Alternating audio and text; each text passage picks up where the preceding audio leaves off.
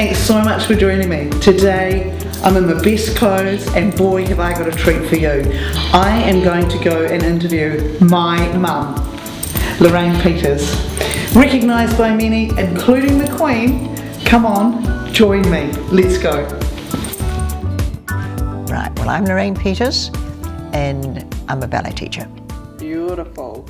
And how long have you been a ballet teacher? Well, I suppose, Ginny, I've been a ballet teacher for 65 years now. It's a long time. Did you know that you always wanted to be a ballet teacher? Yes, I used to start with the dolls when I was a little girl. What do you mean? Line them all up and on the bed. And then I started at Fennerton School with the girls for a Red Cross concert. Okay. And I got a willow stick off the willow trees and took all the girls in their playtime and lunchtime. They didn't like me very much. And we had a Giselle line, like a Giselle line, yeah, for the Red Cross concert. And they did what they were told. How old were you at that point? Oh, I'd be 13, 12, probably 12, 13. Okay. So that's many, many years ago. Right. So we started with Les Sylphs. Yes. And then I know we moved to Lorraine Peters School of Dance. Yes. Yes. Yes. Now, what happened after that? Well, an examiner came out from London, from the Royal Academy of Dancing, because in those days they came out once every 2 years, and they went right through New Zealand from the north to the south. And they'd failed so many, hardly any passes in the North Island. So pretty tough. And we were shaking in our shoes. Oh, she's going to fail us all, you know. And she got down to Christchurch, and that morning she'd found out who had these students she wanted to know about. And I thought, oh my God, I had so many girls in that morning. I thought, oh, I'm really in for a terrible time because I've got all the work wrong. All right. In fact, she was just lovely, and she said, I've examined in London and I can give pass nobody in a week. And I thought, oh. She said, this morning, she said, I've given you 4 honours. Wow. She said, have you ever thought about starting your own ballet company? Wow. I thought, starting your own ballet company, you know, that's pretty big time. So that's how it sort of started, and we started our own company and we toured it. Our first ballet was Giselle. We sold 7 houses, completely sold out at the James Hay, which was amazing, and they were brilliant. Our crit was Giselle World Standard. And tell me, what did you call this company? Southern Ballet Theatre. Right. Still going today. And it's 40 years. It was 40 years last year, wasn't it? Yes, it was. 40 years. 40 years since inception of Southern That's Ballet. right. Do you do it for money? No. Well, for years, the chairman of our trust, he said, well, we can't keep going. So I said, well, I'll teach for nothing. And I think I was getting $250 a week. And I said, well, look, take my wages. I said, I was saving for a new kitchen, but, you know, it didn't worry me. So for years, I taught for nothing, every day of the week, and hard going. How did you ever have 5 children in there? Well, one has to keep one's husband happy, because all he wanted was 6. This has got a G rating. All he wanted was 6 children. And at the 5th one, I said, I'm sorry, no. I taught right up till the last day with my first child. I came out of the hospital that afternoon. I was back at the studio. My mother was very cross with me, but I'm still here, only just. Suffering for all the naughty things I did. What is it you absolutely love about teaching ballet? I love getting probably the children from the back line into the front line, give everybody a turn. And everybody is precious, everybody's got something. There are no bad children, they're all good. There's something good in every child. Look, one of my greatest dancers, Fiona Tonkin, wonderful, wonderful dancer, Fiona Tonkin, and to see her come from the back line, because she would never come to the front line, to where she ended up, amazing, amazing. Yeah. Amazing feeling. It's wonderful to know that you've done something to help everybody. So what do you think your strengths are? I don't know. I've just got a gift for for getting things out of children, to make them want to do it, to make them as passionate as me about it. So do you think it's that you're so passionate about dancing that sort of rubs off onto the students that you teach? Absolutely, yes, absolutely. Hundreds of them turned out to be dancers, wonderful dancers. Yeah. They still contact me, Yeah. or send me a little message or whatever. They know they're loved. Yeah. What's your most rewarding, satisfying moment? Well, possibly when one student, beautiful, beautiful, precious girl, rang me from London saying she was in the GNA, and she said, "Oh, Miss P, I'm a finalist and I've just got third." And I said, "Why, darling, that's wonderful." This was early as of the morning. I said, "That's wonderful, sweetheart." She said, "Yes, but it's not the gold, is it?" And a boy happened to get the silver, and the gold was never awarded.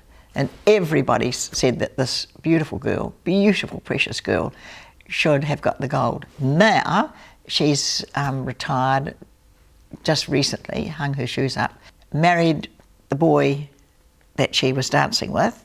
They were principal dancers of the Birmingham Royal Ballet in London. I said, "Well, I told you to get to the top first before you had any family or before you got married." She said, "I thought I was." And of course she was. And then there was the beautiful Fiona, who Her Majesty the Queen saw dance and shook hands with Fiona backstage. There's so many memories. Yeah, yeah. And they're special memories. They're special. So what challenges you? A really difficult piece of music, and if I get a very difficult piece of music, I think, no, I want to do something there, and it sort of comes, you know, you listen to it long enough, and I'm passionate about music, and that gives me the idea of what I'm going to do with the movement I'm going to do. So you get the music first and then you add the movement. Absolutely, you've got to have the music first. The other day when I was talking to you that we were going to do this, and I was explaining to you about my latest dance venture, and you said that you had written your own curriculum. Tell me about that. I did too, yes. Well, many years ago, one of my mothers brought back from overseas, I don't know where she was, America, but it's a Russian book, written by Spitsovitsa, I think it is, a wonderful, amazing dancer of her day, and she wrote a program of daily classes, and I spent all my Christmas holidays breaking down all these classes, and I used to teach on a Russian sort of a method. So I think that's how I got the quality of my dancers. Instead of doing one tondu, da da da da da da da da, I did 4 slowly, and then used the back leg, which was unheard of in those days, and then the side legs. And I used to move away from the bar, do a double pirouette, because that made the kids really, they loved doing pirouettes, you know, and then chaîné back to the bar. And then instead of making a long line of 50 odd kids, I had one year, I used to take every second one off the bar. Yeah. Okay, now instead of leaving them to do nothing, I used to make them do exactly the same exercise in the centre. Sure. So I think that's how they got so strong. Yeah, yeah. There's nothing like ballet, because you get music, you get dance, and you get acting. Sure. You get everything. Yeah. Yeah, so all those performance arts. And it's visually engaging. Visually beautiful, when it's yes, done beautifully. yes. So in my retirement, because you've got to give way to the young, and there's a time when you just have to shift out easily, because I'm now 80, and which is a pain. Nobody likes getting old, but unfortunately you can't sort of do things the way you want to do them. So this is my next passion. Okay. Yeah. It's always been there though. Oh, it's always been there. To be fair, yes, like, it's not yes. something you take Yeah, for no. granted. We had a big high country station at one point in our lives. My husband said, "Well, it's either ballet or it's either me." Oh, And I thought, oh dear. dead. And unfortunately, I think he sort of meant it. So I said, well, the only thing that I would give ballet up for is a grand piano. And he said, if I buy you a grand piano, will you give up ballet? I said, yes, I would. And of course, he bought me a grand piano. How many I gave times- up for about a week.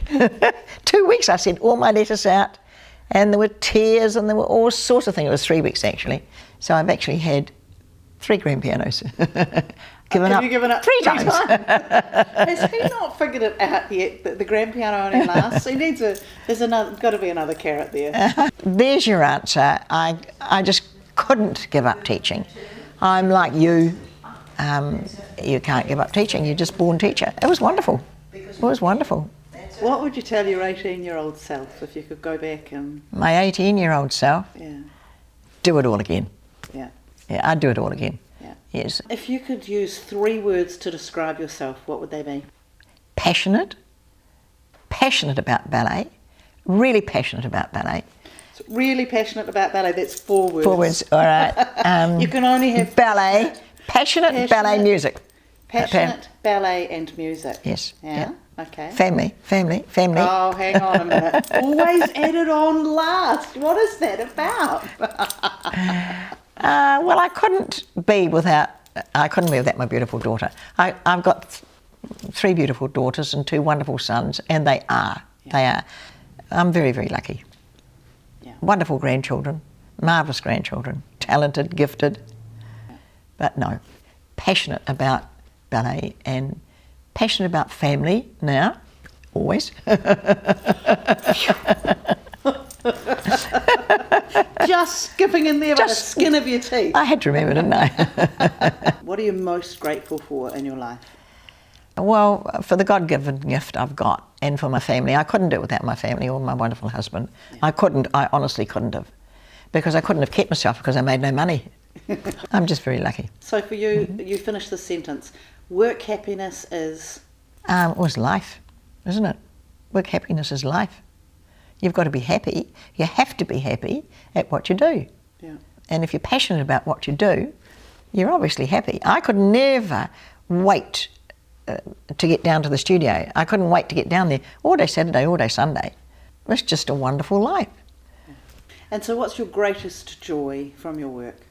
I love the class and I love to see what comes out of the children, you know, what it gives them, the warmth, the happiness it gives them and the smiling faces, and to get somebody from the, as I say, from the back line to feel good about themselves. Just seeing the children blossom. I'm just me, I'm just an ordinary person, just loving what I do, and always at the ballet studio. If you've got a gift, then I think you need to somehow use it. Somehow use it some way. Don't You've done that. Well, I keep on sneaking in the door. Just having a wee look. Yeah. And just watching them grow. And they look and think, oh God, she's here again. They love you.